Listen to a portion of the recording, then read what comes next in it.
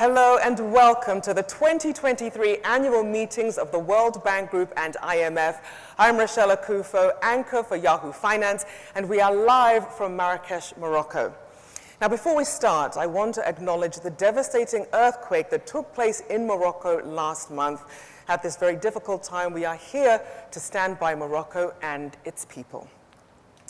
Now, over the next hour, we'll be discussing human capital, and more specifically, we'll be talking about the importance of human capital, that is, people's health, education, and skills to create jobs.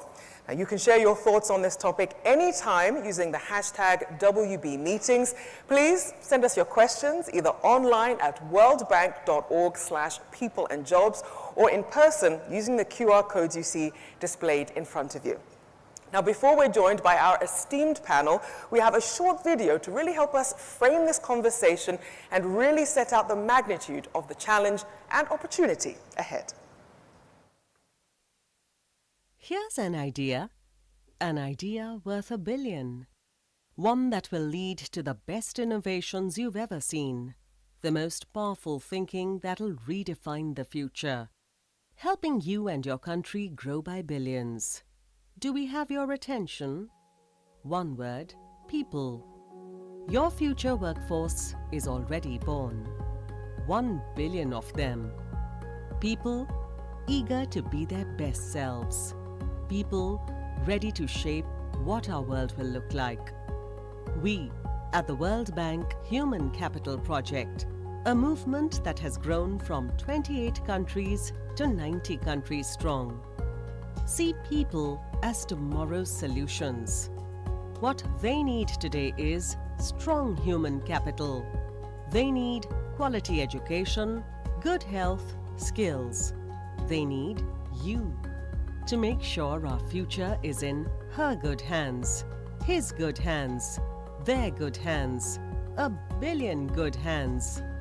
Are you ready to join us to enable 1 billion livelihoods? To create 1 billion jobs, to build 1 billion dreams.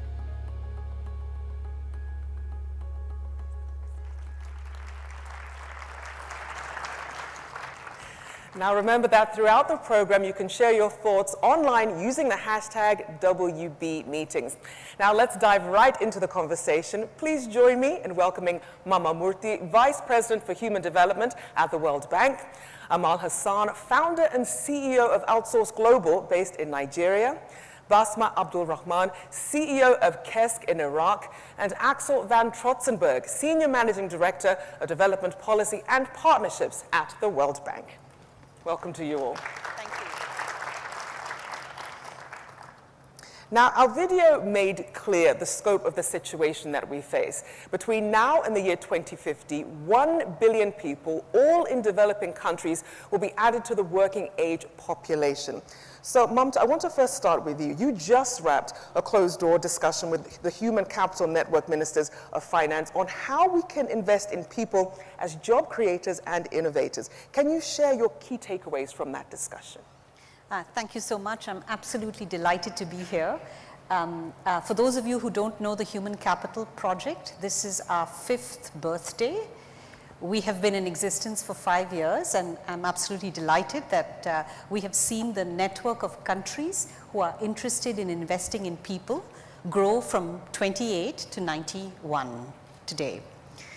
Now, we just finished a very interesting discussion, active, animated, lively, on investing in people for job creation. And the reason for that discussion is that developing countries face a huge challenge in creating jobs because there will be 1 billion people entering the labor force in these countries between now and 2050. And what's clear is that while you need a competitive economy, you need access to finance, you need infrastructure, you also need skilled people to engage in productive activity and skilled people to create jobs. So there was a lot of attention on education, skills and vocational training, but also on connecting people to jobs, because many people are simply not able to access the jobs that are available. There was also a lot of emphasis on removing the barriers that women and young people face in accessing the labor market. There was talk about how to access jobs in the international labor market, not just in the domestic labor market. And last and not least, how to support entrepreneurship. So it was a very lively and active discussion with ministers learning from each other on what they can do. And I think people should also remember that really investing in human capital, it has a compound impact beyond just the person sort of getting this investment, also across generations. So I want to bring in an entrepreneur here. Amal, you have a remarkable story as a business leader and an entrepreneur. Can you tell us a little bit about your journey in becoming an entrepreneur and how you built the skills that you needed to start your business? Thank you very much. It's really an honor to be here today talking to all of you. The name is Amal Hassan, like she mentioned. I'm the founder and CEO of Outsource Global. Outsource is a business process outsourcing company. We provide BPO services and other services like IT services, software development as a service, customer service, and telemarketing to companies in US, UK, Japan, and Africa. I started my career with an IT training center in northern part of Nigeria, Kano. And after training a lot of IT professionals, I realized that I'm not changing their lives. They come into the centers, they get trained in MCSA, Oracle, and all these big IT courses, and they go back into the market without a job. So I started researching on what I could do to create employment. And I was dealing with a lot of Indians at the time, and I realized that business process outsourcing provides millions of jobs to Indians. America has been outsourcing their customer service to India since 1980. And I said, why not Nigeria? And I started moving towards establishing the company. It took me 8 years to start the company. I started it 4 times and failed, but we went live June 2016. And today we are 1,500 employees and 50% are women. I need to mention that. So one of the things we have done is right from day one, we called our establishment establishing excellence. How do we compete and how do we compete with India? What are the things that are required for us to be able to serve the international market, not just America, but we were focused on America, which is a very big market. So one of the things we've done from day one is create our training team. What do we have in the market? Nigeria graduates 1 million graduates every year with different skill sets, but they have to be upskilled to be employed, to be put on a client's campaign. So we put in a structured training from communication skills to attention to details, to time management, to critical thinking, for them to be able to be enrolled into a client-specific training. So this is just before going live into the training of a client. So I'm going to later talk about, do I still have time? I'm going to talk about the different kind of trainings, but after 1 year of operations, I still realize that graduates in Nigeria do not want to come in after studying accounting, software, legal, after being lawyers to be customer service representative and sales. So I changed the business model. We changed the business model to a partnership model. We see ourselves as growth partners to our clients. Whatever skill sets or employees we require to grow, we'll find the right skill sets in Nigeria. So we started with legal. We take lawyers in Nigeria. We have a partner that trains people on the gap training to be able to serve the US market. We looked at different kind of training. It started with paralegals. Today, those lawyers are doing much more than paralegal work.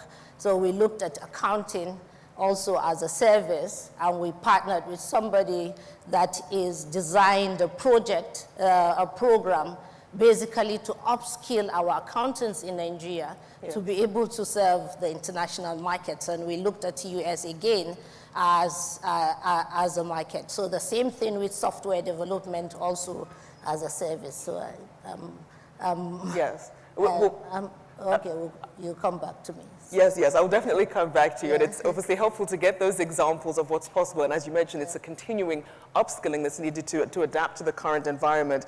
Basma, I want to bring you in here because could you tell us about how human capital has been important to your own journey as an entrepreneur, and also how you were able to develop the skills that you needed to succeed, especially in a very challenging environment?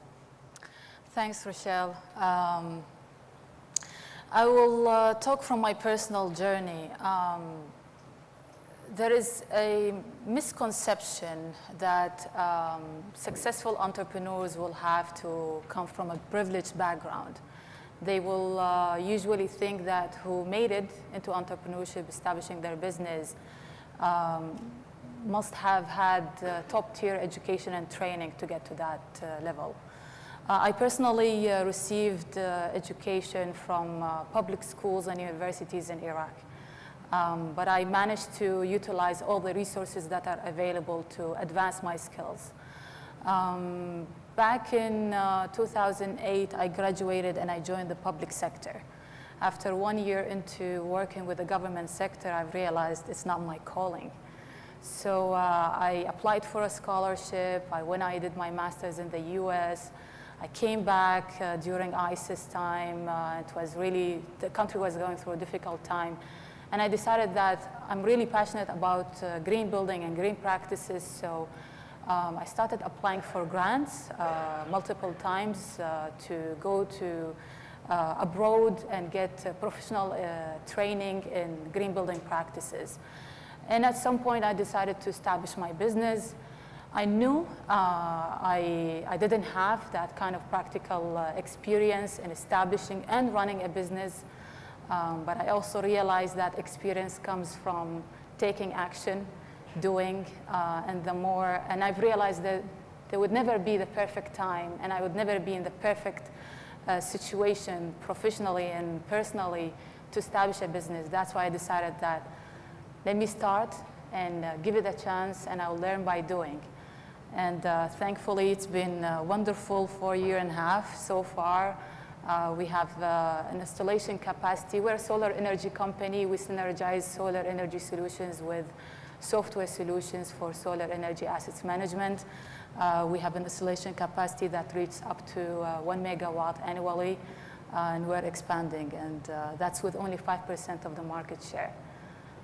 And you raise a fantastic point about sort of not waiting for this perfect moment, which essentially doesn't exist, but really starting where you are and seeking out the resources. So I'm glad that you brought that up. Now, we know that human capital is critical to economic development, but just how much impact could it actually have? Well, the World Bank estimates that if everyone was able to achieve their potential through knowledge, skills, and good health, and if more people worked in jobs that made the most of their human capital, we could more than triple productivity and income. So Axel, I want to bring you in here because given what you've just heard about opportunities at the country level, how is the World Bank investing in human capital for more jobs? Well, I think it comes from two sides. And actually, we have had here at the annual meetings a lot of talk about the reform of multilateral institutions, about our new mission. And one of the components of the mission is also inclusion, and that is particularly also in human development and jobs. And what we see is absolutely that this is absolutely essential. We see the potential of human capital and then jobs. And I just wanted to remind people about this. You know, 50, 60 years ago, when we looked at the world, including on Asia, there was sometimes a bit of a doom and gloom also, and sometimes you hear that also again these days. A famous Nobel Prize winner, a Swedish economist, Gunnar Myrdal, wrote a book about Asian drama, and essentially condemned a whole continent that they said, well, they will never develop. They will not. India or Southeast Asia couldn't feed themselves. They couldn't pull themselves out of. They couldn't create jobs. There was only be corruption, etc. And now you see where they are today, which is good not always to rely on economists for their advice. But what is actually essential is the systematic investment in human capital. And that is on education, but ultimately the entire infrastructure. And that is not education that you say, well, we start there to think about primary and then maybe secondary. You need to the entire chain. And maybe actually starting from prenatal care to postnatal care, that these kids get actually fed well. Because if, unfortunately, what you see is malnutrition is still one of the main obstacles for kids or young people to get good jobs, because sometimes their intellectual development is being retarded because of malnutrition. So, so we cannot only say you go to school. They need to be well fed. We need to care for them. And then even for pre-K, that you actually stimulate these kids. But what you then can get is actually fantastic results. So one of the things is as a society, we need to be totally committed to this, but not only in education in the beginning, but continue secondary, tertiary education. And today it is continued learning, because today it is no longer that you have a job and you know you will be in the same job forever. You will need to change skills. And that value chain needs to be created. But what we just heard is also we need to believe in people, and particularly we need to believe in women. Ajay mentioned that today at his annual meeting speech. It is a bit difficult to deny all the women and girls the same rights and possibilities, and actually we are foregoing economic welfare because so many women are denied all the opportunities they should get. And if we could only complement the entrepreneurship of women and men, we may actually be a lot more successful on this. So it's also that as societies, there has to be a deliberate move towards much more empowering women. And then actually for the younger people, and it is not only for young female entrepreneurs, but also for all the young entrepreneurs, that actually the possibilities are giving access to credit, access to infrastructure, meaning electricity. Keep in mind that in Africa, still 600 million people have no access to electricity, better access to the internet, digitalization. So the younger generation also need the toolkit to succeed. And so we cannot only see that on education, we need to see the whole part. And I believe that very often this is a problem that we see it too much one-dimensional, it's multidimensional. But I think that what both of you are seeing is there is an incredible potential out there that can transform. And our challenge, not only as institution, is what can we actually do to stimulate this. It's not only comparing notes on this, but also in our dialogue with governments to see, can actually governments change policies that actually are pro-use entrepreneurs, and provide the necessary conditions that they could succeed. That doesn't mean that companies will fail. That is okay. But I think what you need to give is also belief. I think sometimes people don't believe enough in their younger generation. And it's true, and those are the sort of investments that do need to grow as the needs grow, to really unlock that potential that people have and meet those needs instead of them being sort of siloed and not looked at the big picture. Amal, I want to bring you back in here because entrepreneurs like you not only create jobs, but you also give back by taking what you've learned to build the skills of your team. Can you talk about how you leverage your own human capital to then invest in your company's people? Thank you very much. I think I touched a little bit on it. So what we have done after 1 year of providing customer service and sales, I looked at the different people that we graduate in Nigeria every year, 1 million graduates with different skill sets. We can actually serve the world from Nigeria. And I started partnering with experts in different professions. So we started with software development as a service, and we got a partner in Silicon Valley that created a program. We worked together to create a structured learning program that trains our team based on the needs of companies in Silicon Valley. So there has to be an intentionally, setting up the curriculum based on how they're going to be employable, how they are going to be employed. So we structured that learning, and we tested it, and we outsourced them, right? And we added data to him, data analysis, and now we've added AI to what he's going to work with us. So that's one thing. So we have trained them, and we have outsourced them, and everybody that we have trained in the early days have been outsourced. Right now, we've established Outsource Global Academy, which is a software academy that is focused on software, AI, data, and we're adding more courses to it. So that way, we have a large pool. Right now, we have about 300 people training. I know there are only 24 people that have not been outsourced yet after finishing from our academy. So that's one. The same thing we did with software, we did with accounting. We got a partner in Houston and said, how do we upskill our people based on your needs? How do you expand your team with us? What is the kind of training that is required for us to do that? And we structured a training based on the gap that they have. They already are accountants, they've learned in university. After doing our soft skill training, then they go into a training with him. So that's how we're able to do that. And now they're providing accounting as a service to accounting firms, so they expand their teams from our own team. So the same thing now we're doing with PMS, professional medical services. So after COVID, we realized there's a big gap regarding administration in hospitals in the US. So US is not the only market, but we always model things from the US and then we expand it out. So we created a training. We got a partner who has already a curriculum regarding training people on professional medical services. And we have now trained 19 people, and gradually we are outsourcing them.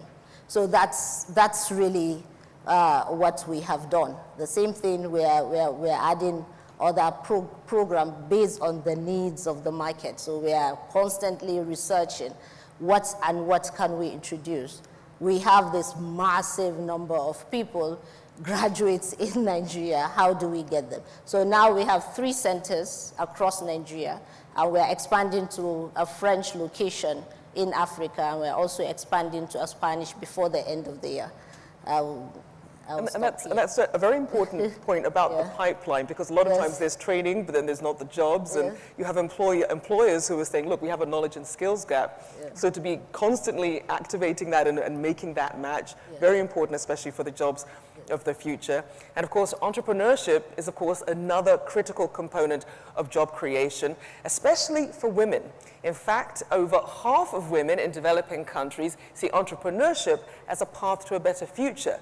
But on average, only a quarter of new business owners globally are women. So Basma, I want to bring you in here because what particular barriers do you see women facing as entrepreneurs, and what did you find helpful in overcoming those barriers? Very sensitive question. To be honest, we don't see many women in STEM fields in general, not to mention leading companies in high-tech industries or in STEM fields or mainly male-dominated sectors. That's not because women are incapable. It's mostly because women get less opportunities to get into careers in these sectors and hence advance and lead in these sectors.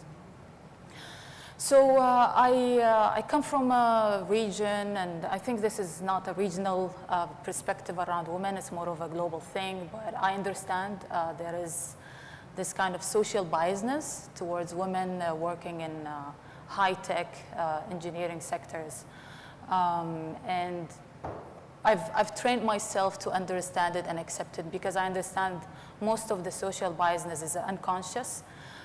So I make sure that I'm always equipped with the knowledge, with resources, with innovative ideas to communicate with potential investors, with clients, and with partners.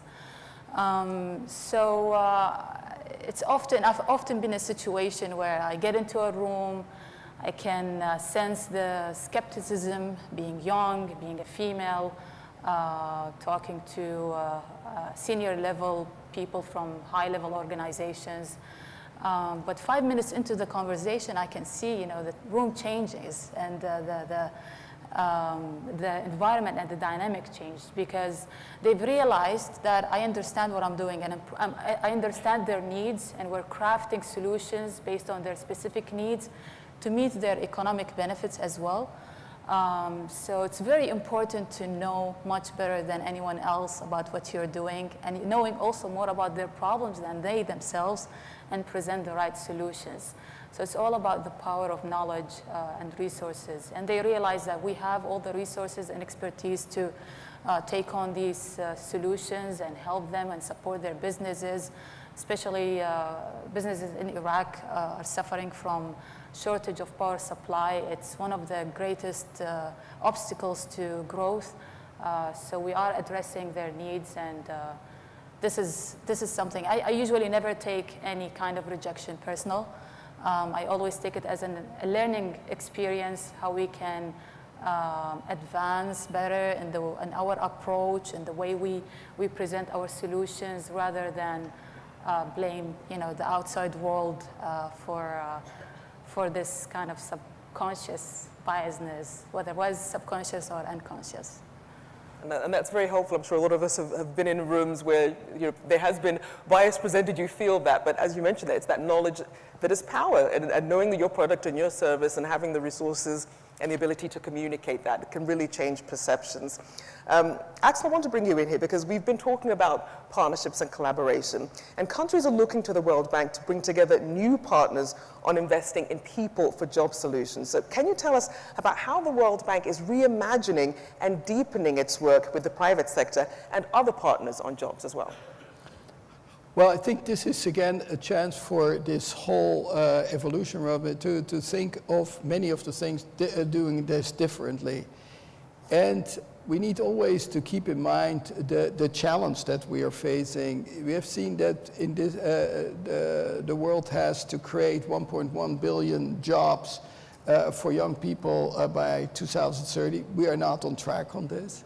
So then you have to say, what can we as organizations do in order to stimulate the debate? And there are different interventions that we can do. A is certainly through our convening power, that we have a private sector arm and a public sector arm, so we can actually combine that quite well. Then actually listening to the private sector, what some of the concerns have been. We have done, of course, in the past a lot of surveys on, for example, doing business, but that was also how you create jobs. And I think we will have a new generation of this, where actually we are going to look at particularly these areas of creating jobs.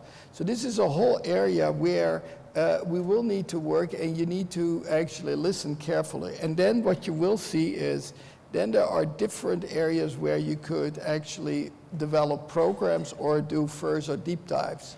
One is in the whole regulatory one. When we were just talking before we started with this session about the solar industry. What are the regulatory conditions? What are the feed-in tariffs? What are constraints to financing? And there is a whole range of issues which you would need to address to actually fully exploit the potential, for example, of solar power in Iraq, but also elsewhere.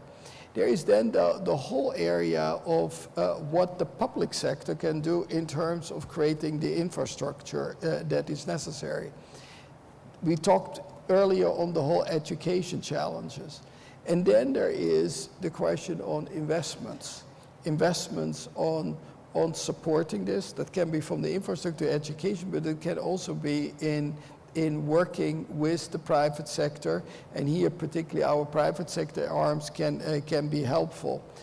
I think personally, I would like to see us, and I'm thinking here out loud, is we have in IDA, that is our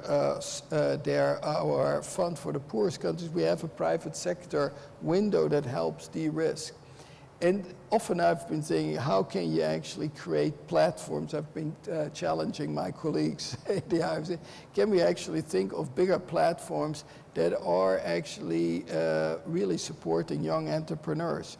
And I think that is what we need to do. What I find actually, and I'm very sympathetic with, is when you travel sometime in Africa, and I saw that in the Sahel zone, you have there a lot of young people with a lot of ideas, actually also, you know, with all the equipment, but they need a little helping hand. That is not, they don't want to have a handout, but they want to have maybe some risk capital or, you know, electricity, or, you know, there are some of these conditions. And I think we need to listen very carefully. In this continent, when we know this is the youngest continent on Earth, it will double its population. And in order to make here the dream come true, that you can even more radically reduce poverty, you will need to create those jobs. And I think, therefore, you need to invest more on this. I, for one, feel that was a good part of the discussion we have been having with our board members on the reforms in the bank, that jobs should be far more prominently. It is there. We do a lot of work. Mapta has that in her portfolio, and quite a bit of analysis being done. But we will probably need to up our game on this and see how we can further work. And that will require also a continuous dialogue, not only with the officially established private sector, but also with younger entrepreneurs to actually get a good feedback and how we can, as an institution, help. Well, I hope we do see some more of that momentum from your colleagues. I know, especially when we look at global youth unemployment rates, and you do see this eagerness for young people. They have the ideas. It's just a question of perhaps accessing the resources, indeed. Now, of course, throughout, I've been reminding you all to use the QR codes to submit your questions, or online as well. So now I'd like to turn to a few of the questions from our audience who have been posting questions online both before and during the event. So Amal, this question is for you. An audience member asks, what changes are needed in education systems and skills development to better prepare people for jobs, particularly in a world facing technological and climate change? Thank you very much. I think that's a very good question. So starting from young education, starting digital literacy is really very important. What are the odds of a young woman growing up, born and brought up in Kano, northern Nigeria, thinking to serve the world from Nigeria? That digital literacy, that IT training that I have gotten, got me to start thinking, what does the world need and how do I serve the world, right? How do I create employment using that? So it is really important from early age in Africa. I know for developing countries and developed countries, that is already going on. We need to do more and find a way to bring in digital literacy into our primary school and early education. Another thing that we really need to do is, while we're doing that, environmental awareness and the way the children from early stage should be aware of how to protect the environment. What they need to do should also be part of their curriculum. So that way, both technology and environment is incorporated into the culture of their growing up. So when you remember the learnings that you've heard as a child, those are the practices that you do as early stage, and it gets inhabited in you to actually behave like that when you grow up. So that needs to be done. Going into higher institution, there has to be a collaboration between the industries and the universities. So the universities are teaching. When people leave universities, there's a gap, especially in Africa. How do we fill that gap? These soft skills are really, starting with soft skills is really very important. Basic communication skills, critical thinking. How do you analyze information and use that information to make informed decision? All those things are really very important, in learning. Then the industries, what do they need? How do we incorporate what you need into the learning? And I think that's very important. Of course, I mentioned STEM is really very important. There has to be really, our core curriculum should be STEM, especially in Africa. I know the developing countries and developed countries are really doing very well in that. We are very, very way behind.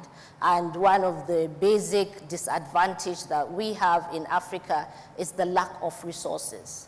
So primary schools do not have power, energy, and all that. So how do we work with government to establish that in the university? So I think starting with this alone will make a huge difference. But when you're looking at low-hanging fruit, right now, how do we create skill development centers? And I think we touched on it earlier.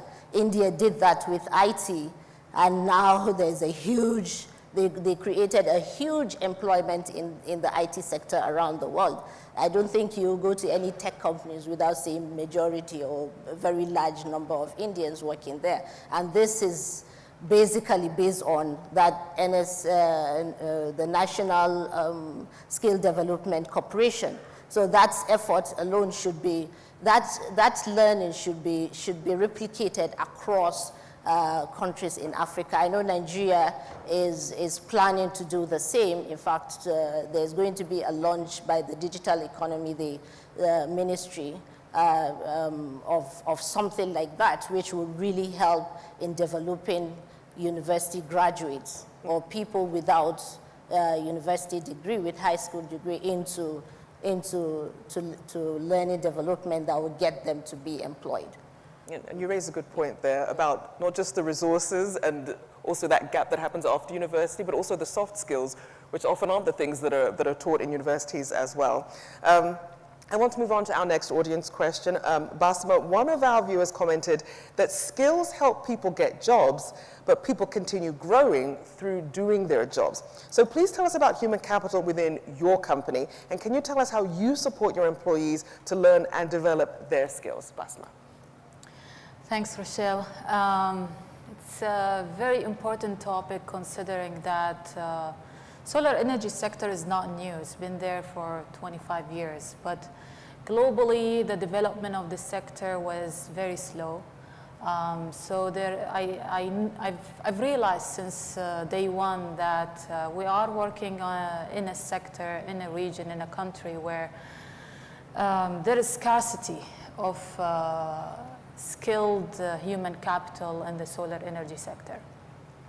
So to go out and hire people with all kind of experience in that specific sector is basically not feasible. We realize that, with some relevance in educational background, the most important thing is the qualities of the individuals. Having the relevance experience or education is important, but what if there isn't any? So in this case, we have to look at other qualities. Those individuals, passion, commitment, willingness to learn, these are the most important things we look at, in addition to how relevant their education and experience or past experience in this sector. So we try to be as patient as possible when we have new hires. We understand we have to invest in them for some period of time, provide them with the resources, direction, build their capacity, and most importantly is beyond just provide them with the resources and the tools, is that to let them lead. It's remarkable how people can excel when they are believed in, when they're given the chance to lead and be proactive in their respective sectors. We have had to, beyond the engineering, the software development, other technical expertise to have heavy capacity building, but also, like Amal said, soft skills are very important. We empower people to speak up at platforms. I've had situations with my teams who were afraid even to sit on the same table with decision makers or senior level professionals from potential clients, but I push them because I know, like, I cannot, at some point, they have to lead. They have to be sitting on the same table, even with the huge difference of age and expertise. I feel this pleasure of giving them this opportunity, and after 2 or 3 years, I see them handling these meetings without me being there. And this is like, these are the small wins I always celebrate inside me, is that let people lead, let people believe in them, give them the chance to prove themselves.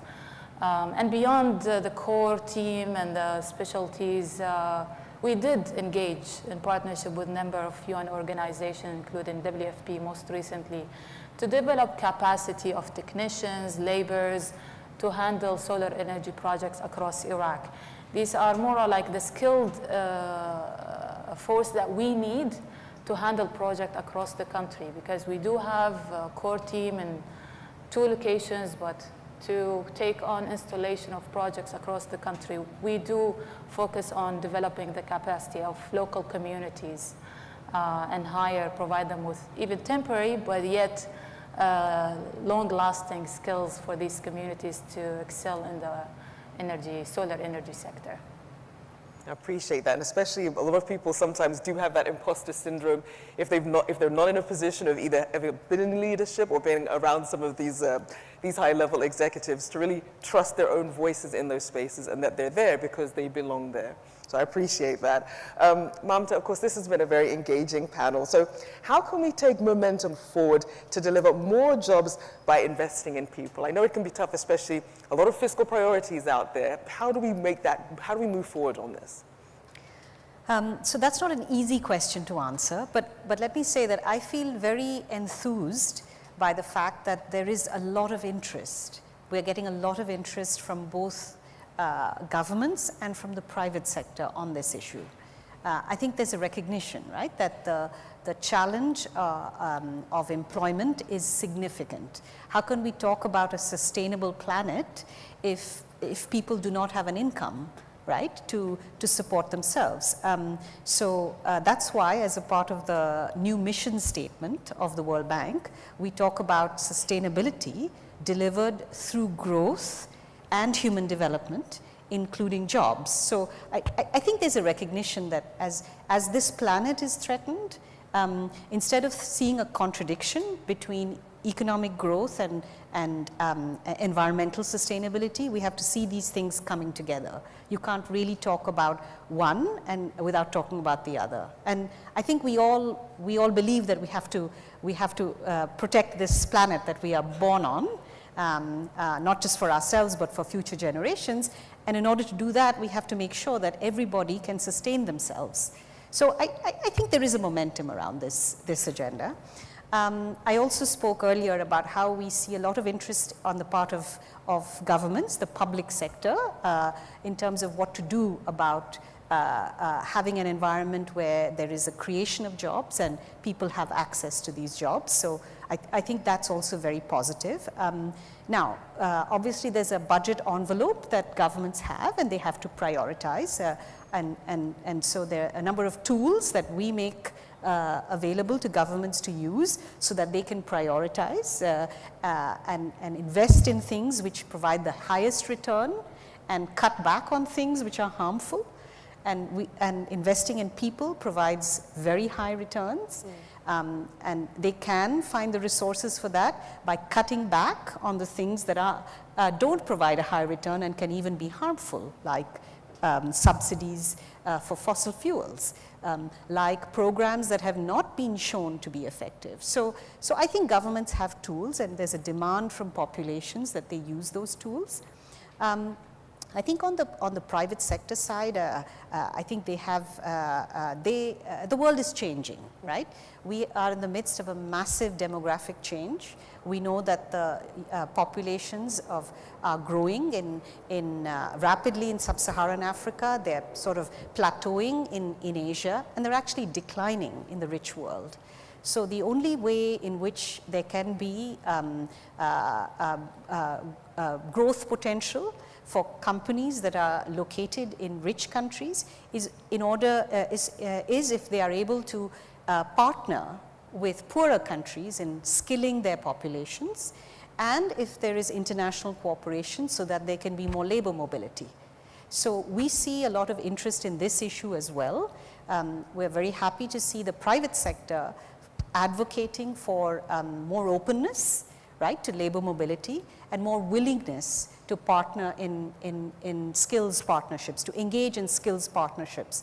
So I am biased because I work in this area, but I do see a lot of momentum around this issue of investing in people to create jobs and have a sustainable planet. And you certainly raise a good point about those demographic shifts, really changing what the future of work is going to look like. A big thank you to all of our guests for joining us to discuss this important issue. It's clear from today's session that more and better investments in people are critical to build human capital and stimulate job creation, including, importantly, through entrepreneurship. And while countries and the World Bank are working to support and develop human capital, it will take cooperation and collaboration across all sectors, including the private sector and civil society, to address this challenge and, of course, leverage this opportunity. Well, that brings us to the end of this event. We hope it's been informative and engaging for you. You can watch the replay of this session and our other events at live.worldbank.org/annual meetings. And of course, please continue sharing your comments online with the hashtag WB meetings. We'd love to hear from all of you. Thank you so much for joining us today.